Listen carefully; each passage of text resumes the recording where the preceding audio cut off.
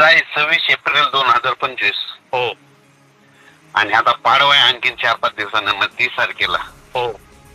नेमके शेतकऱ्याचे कांदे काढणं चालू आहे, मका चालू आहे, गहू आहे, ज्वारी. हो, पिकं काढायचं काम चालूच आहे. आणि कांदे तर सगळीकडे चालू आहे. तर त्यांना म्हणा 31 तारखेपर्यंत कांदा काढून झाकून ठेवा. 31 पर्यंत. 31 मार्च 2025. हो, म्हणजे मार्च एंड पर्यंत. बर. कारण की ना 1 एप्रिल पासून ते 7 एप्रिल पर्यंत हो. 7 दिवस पाऊस पडणार राज्यात आपल्या संपूर्ण राज्यात.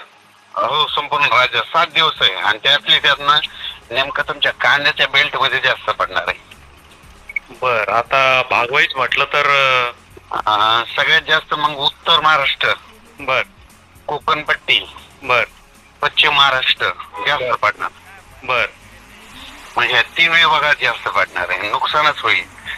कोकणात तर गारपीटच होणार आहे. तुमच्या तिकडे नगरकड पण होईल गारपीट काही ठिकाणी. गारपीट पण होईल. गारपीट, वारं, पाऊस, गावा.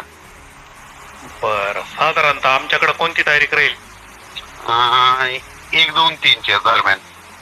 काय होणार आहे पाऊस? समजा आज समजा तुमच्या नगरकडे आला, समजा श्रीरामपूरकडे आला, तर लगेच 1 दिवस पुन्हा गॅप जाईल, पुन्हा 3-4 दिवशी परत येईल, की पुन्हा 2 दिवस थांबाल. म्हणजे 7 तारखेपर्यंत 1-2-3 वेळेस येतच राहणार. नाही, सर्वसाधारण पाऊस किती पडेल पण? 2 इंच 3 इंच का असं पाणी? जास्त पडणार.